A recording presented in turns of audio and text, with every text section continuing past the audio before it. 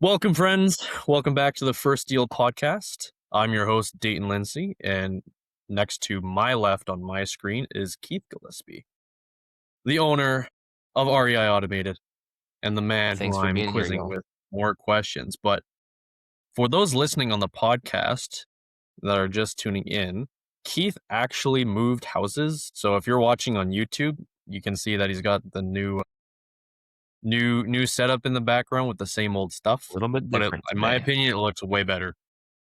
Personal Thanks. opinion, I like it. Out especially of now that you can see the curiosity, sword. is REI Automated cut off? Yeah, I just have REIA, but that could just be because of the split screen that we have at the moment. Yeah. I wonder how that's gonna turn out on the final cut. Can you tell me actually? I'm really curious. I'd like you to tell me. Otherwise, I'll move it. Yeah, I'll have to check back in the recording, but I suspect it'll just be the REIA that we'll just see. So you'll probably have to move it maybe closer, like beside the, I'm gonna say left side of your head Yeah. there, like right beside Yeah. your ear, maybe. The center. Yeah, Okay. Good to know. yeah. But I don't know. It might be different for your YouTube videos that you shoot. We'll see. It might be different. But anyways, introductions out of the way. I got some more questions for you. And today we're going to kind of focus Number one. on mindset a little bit. Mindset, Yes. big picture, Love it. the ever growing theme of money in real estate. So I'm going to ask you some questions on that today. Cool. So with you being an investor for the past decade, what does financial freedom actually look like in your day-to-day life now that you've reached, I'm going to say, the promised land in this scenario? What does your day-to-day life look like? I think that everyone is really wanting the same thing, which is financial freedom isn't really financial freedom because it's not the money that we're after. It's the ability to choose it's not financial freedom. It's actually choice freedom. The ability Okay. to choose what to do, when to do it, who I'm doing it with, how long I'm doing it, so on and so forth. So for example, I just got back yesterday from a 5-day trip to the Smoky Mountains of Tennessee. I was up there for a mastermind for 5 days. In a couple of days, my wife will go down to Miami. Next month, we're going to Nashville, Tennessee. And we just got back from Southern California. And before that, we were in Roswell, Georgia. We travel a lot. Me and my wife, on average, travel 10 to 12 times per year, depending on the year. It's basically every month. And that's how much we want to travel. We enjoy Okay. traveling. We enjoy seeing people. We enjoy celebrating things, whether it's weddings or sometimes it's the unfortunate event of a funeral. Usually it's weddings or birthdays or anniversaries or big life-changing life decisions, graduations, things like this. And that's really what's important to me and my wife in this season. And to be able to, in the Marines, I got my leave request denied like many times. I would say to my CO, my commanding officer, "Hey sir, I'd like to take off from this day to this day." "No, we need you. No, You need to stay pause. back." Pause for a second. Was that Yeah. your commanding officer? Was that JD? No, no, no. He Or wasn't was that he okay? was my staff NCO. Okay. That's funny though. I wanted to touch on that because I know he was your ex boss at some point during your Yeah, he military was a career. staff NCOIC, so staff NCO, staff non-commissioned officer in charge. Okay. He was great. Yeah, but he wasn't high enough on the totem pole to determine whether or not I stayed or went. And so on many occasions during my career, they would say, "No, Sergeant Gillespie, you need to stay. You need to stay back. We need you during this time because of X, Y, and Z." And so my leave would get denied. And now it's like literally on a whim, I can go or not go. I hadn't decided. Get this. I left on Thursday morning at 4 o'clock in the morning, and I didn't decide whether or not I was going to go until Wednesday at around 10 p.m. So Wow, on this is like last Wednesday minute. at 10 p.m., I decided I'm leaving tomorrow first thing in the morning. And I'm going to be gone for 5 days. And I was gone Thursday, Friday, Saturday, Sunday, Monday. I got home super late last night. and it was fun. It was great. It was well worth it. But I have the ability to make that decision. And if I wanted to leave a little bit later and only be there for 4 days or even cut it short and leave a day early, I can do whatever the heck I want, dude. Mhm. And that's fun, that's liberating to be able to make those decisions. And so that's what financial freedom looks like to me now when it comes to macro, that's it, honestly. And I can give you another description, another I shouldn't say description. Example would be like Addie, my daughter wanted to play volleyball this year. And so we were like, all right, this is something new. I like this. She's a black belt in martial arts. And she just got that 1 or 2 months ago. And now she wants to try something different, like a team sport. And so we got her into volleyball and we didn't know when the practices were going to be. It's totally new to us, right? We didn't know when the practices were going to be. We didn't know when the games were going to be. And so me and my wife discussed it and we're like, well, it doesn't really care. Like, it doesn't matter, I should say. I don't care. I'm going to be there for every practice. I'm going to be there for every game because it's important to me that I'm there, that I'm present, that I get to watch, that I get to cheer her on, that I get to give her advice, that I get to, yell at her when she's doing something bad and give her a high five when she's doing something good. I want to be there for those moments. And it didn't matter to me when the team decided that they were going to practice or when they were going to play a game.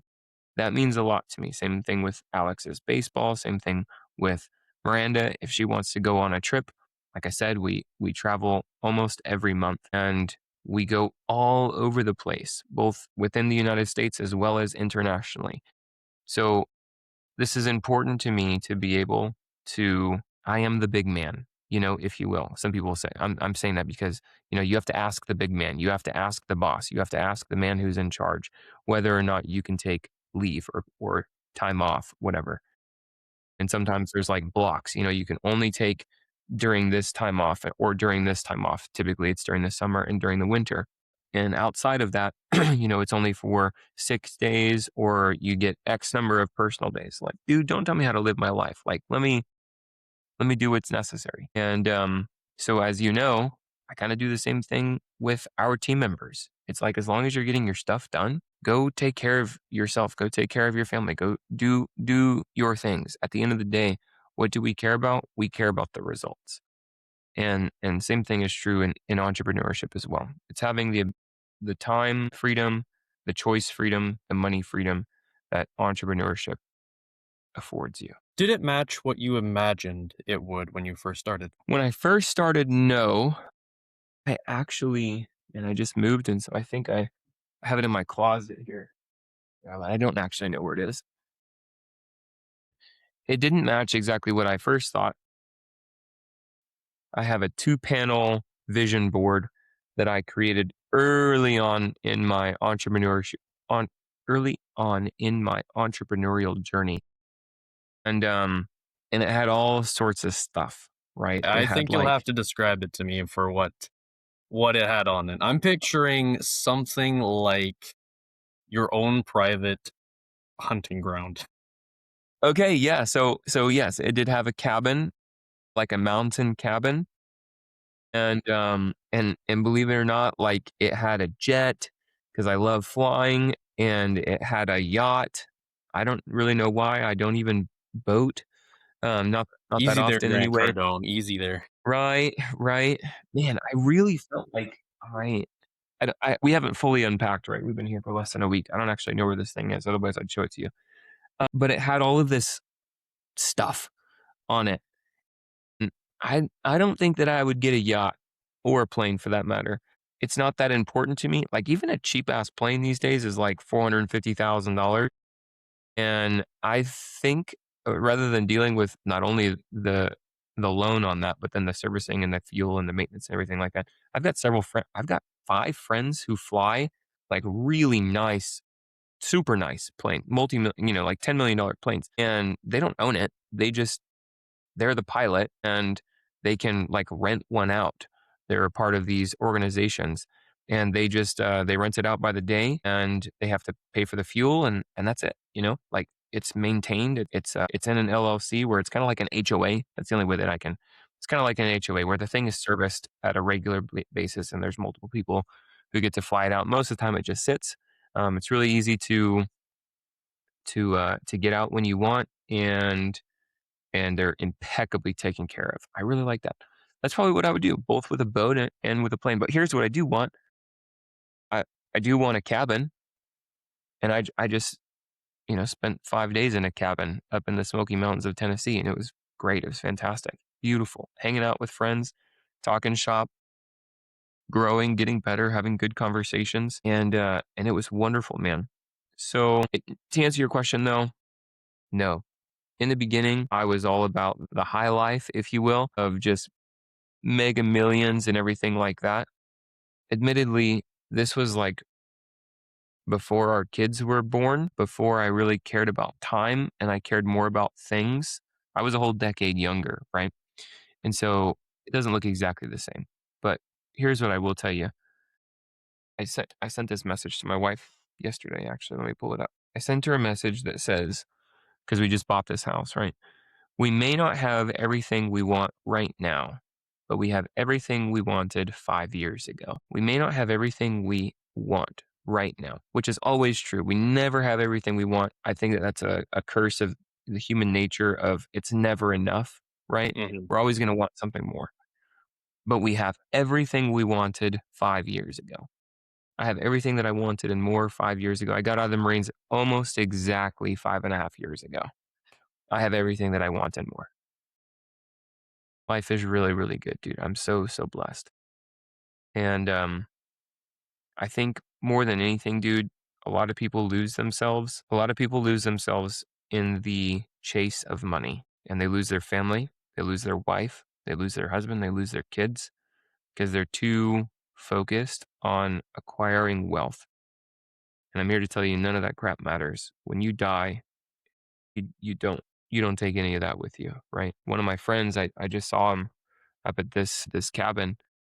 He's been married for a very long time. I won't say how long, but almost as long as I've been alive. And he just got a divorce. And I'm like, bro, that would wreck me, you know? And I think that that's super important to be doing better for yourself, but also doing better for your spouse and keeping the most important thing, right? Oftentimes we don't do that, or maybe we fall short, sometimes. And it's important that as we go through our day-to-day life, when you reach this time freedom, if you will, to be able to do what you want. I have a friend who just got out of the Marines. No, he got out of the Navy about a year ago. I also saw him at the cabin, and he's like, dude, it's freaking weird because I'm in control of my day. We're used to being told what to do. We are literally given a POD, which stands for plan of the day. We're given the POD every single day, 5 p.m. We're given the POD for the next day. And it is hour by hour, well, 15-minute block by 15-minute block, exactly what you're doing the following day. Your whole day is planned out for you. So you get out of the service and you're like, God dang, what do I do with all my time? You know, what's important to me? And if you're disciplined, you'll do the things that are important to you. If you're not disciplined, you're going to lose yourself. You're going to go back to corporate America because you have to have that structure. Mhm.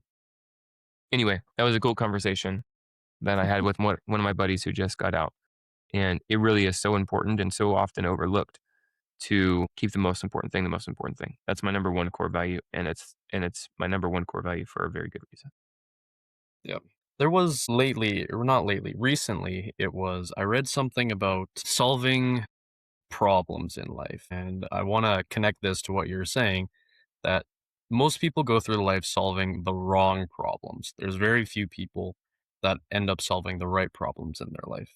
Long story short, he breaks down why most problems that people are solving are wrong. And the only Mhm. true problem to solve was, I forget how he worded it, but it was essentially how to live a good life. The problem is, how do I make sure my life is lived out where I am as satisfied or as happy as I could possibly be in life? Living a life on purpose.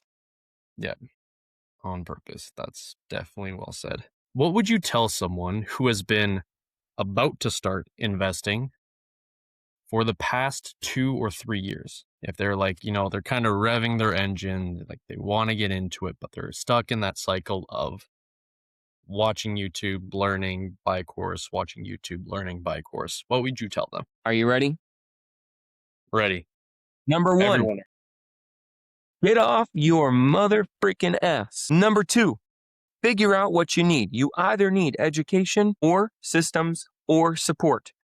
Which one of those three do you need? Education, i.e., knowledge, headspace, mental stuff. Or you need systems. You already know what to do, but you don't know how to execute it. You don't have the tool or the resource that you know you need in order to execute the thing that you know up here. Or you have the headspace, you have the system, but now you go out there and you're like, freaking A, I don't really know how to overcome this problem or overcome this objection or answer the seller's question or get out of this, you know, problem area in my life. It's one of those three things. It has to be. At this point, I can confidently say coaching, I mean, I have helped more than 1,000 newer investors. It has to be one of those three things. So figure out which one of those things it is, and then send me a message on Facebook, and I will personally help you. Bam. Easy.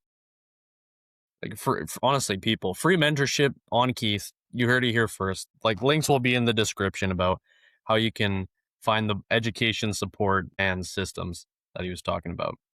But I'll probably put like your personal phone number down there too. I think that'll be a good thing to do. Brayden, what have you done? I'm getting so many calls now. I did just give my personal phone number away to a lead. Maybe you shouldn't have. Facebook Messenger is probably what it'll be. At least then I can monitor it. Okay, well maybe I'll do that instead. How do you think about real estate as part of a broader wealth building strategy alongside stocks, business ownership, or other assets? Yeah, great question. I am a serial entrepreneur. A lot of people don't know this, but I had a car rental agency when I lived in Hawaii. Obviously, I have a software business with REI Automated. I have a real estate investing portfolio. My wife owns a hair care and skincare business. I feel like I'm at the point actually where I would love to own darn near any business, especially like blue collar, dirty businesses, plumbing, HVAC, solar, roofing, whatever. Like I know enough about the things that are adjacent to real estate. So what do I mean by that?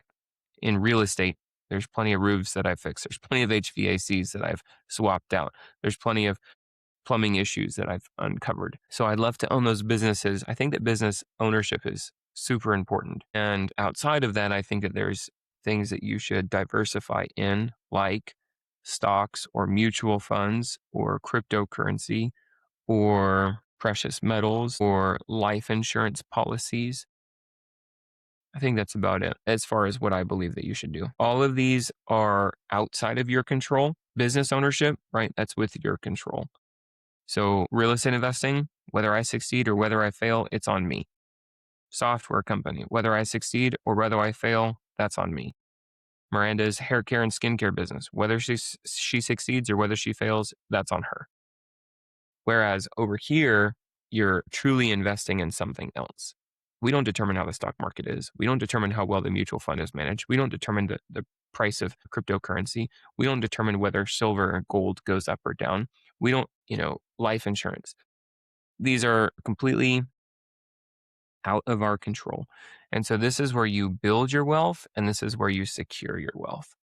And it's as simple as that. As you accumulate your wealth over here, and as soon as you feel like you've accumulated enough, then you take a portion and you place it over here for safeguarding, and you place it over here for safeguarding. This isn't where you make your money. A lot of people will put money into the stock market because that's where they make their money, and I'm not saying that you shouldn't do that. I am saying that that's not what I do it for. Day trade. I used to be a very successful day trader, by the way. Like super, I was really good at it, and it's exciting. Logging in every day and doing your calls and puts and stop losses and everything like that. I got really good at reading charts, candlestick charts and such. My goodness, but it is very active. It's quite It stressful. is super active. And I don't think that is a long-term thing that I would want to do. And so I choose to use things like this as diversification. And I mean my mutual fund is killing it. My mutual fund's like I think 22% year to date so far, and Ooh, nice return. 19% year over year from last year. So like it's doing well. I have money in precious metals. I have money in cryptocurrency. These things have all done well for me. Will you see seasons of up and down? Yes, of course, like anything else. But putting money in this is typically going to beat the rate of inflation. So make money over here, secure money over here. Great So would question, you dude. recommend people then, if they want to make the most amount of money possible, if that was like, just in their 20s, they're starting out, how would they make the most money possible? Would you recommend the build your own business model to make money, or along the lines of it's on you? It's like, I'm gonna call it, it's the on you model, where it's like you succeed, it's on you. If you fail, it's on you, as opposed to the slow wealth building way of stocks, cryptocurrencies, precious metals. Is the goal to make the most money possible? Yes, the goal is, we're gonna go back to your vision board scenario when you were, Yeah. around 18, you wanted the jet, you wanted the plane, the yacht, Well, and here's stuff what I like will that. tell you. The rate of success of sales is way higher than the rate of success of business ownership. And so if you want to make the most money possible, get really good at sales and then go work for a business owner. Again, I'm thinking only two things am I being mindful of. Number one, you mentioned somebody who's in their 20s. And number two, making the most money possible. Probability says if you're in your 20s and you start a business, you're going to fail. That's the truth. If you're in your 20s and you start a business, you're going to fail. Statistics say so. Statistics also say that if you're in your 20s and you get really good at sales, you're going to make a boatload of money, like well over $200,000 net income to you and your household if you're in sales. And I have a ton of friends who make three, four, five, $600,000 net income to their household only in sales. They are not the business owner. The moment that you become a business owner, you're not just thinking about sales. You're also thinking about research and development. You're thinking about marketing. You're thinking about overhead and employees and KPIs and management and fulfillment and baking and, taxes and legal structure and entity and leadership and communications and future of the business. My God, what else? Like there's just so much that you are thinking about. And so you're rather spread thin in your 20s because you literally have no idea what the heck you're doing. Like you're brand new to life, much less business ownership, and you have no connections and hardly any money at all to invest in business ownership. And again, I'm saying this from experience of seeing people who started a business in their 20s. I think there's three of us left in my class that I started 16. There's three out of thousands, like 3 or 4 thousand people in our 20s. Yeah, that corresponds with the 1%, less than 1%. Yeah, yeah, yeah, Best yeah. case scenario that most entrepreneurship routes take, with between the bell curve. I think it's the bell curve. So yeah. So if you really want to get good at sales and get good at sales, then come help me in REI Automated or in Crown Properties. Make some deals happen.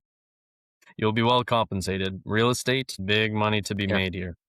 good money. There's a reason we're all here, listening to it, discussing it, wanting to know more about it. There's a reason it's still, I think it's still the one of the best long-term investments to build wealth, Yeah. according to, I want to say Forbes, but that's There's more probably not right. millionaires made each year in real estate than there is in any other industry. And it has been that way for like at least 40 years. Well said. So if you guys want to become the next millionaire in your family, make sure to subscribe. We drop more There's a content possibility. every day on, well, not every day, but close to, like 3 times a week, maybe more, about how you can win in investing, different objections that people would like, seller conversations, and just so much more. But Keith, we're going to wrap it up there for today. Thank you, brother. Great questions. See you guys Much in the next appreciated. episode. Yep. See you guys later. That's a wrap on this episode of the First Deal podcast. If you haven't already, hit subscribe on whatever platform you're listening to us on so you never miss an episode. We drop new content regularly, and every single one is built to move the needle forward for you. In fact, you can usually find that content right here. That's all for now. We'll see you on the next one, my friends.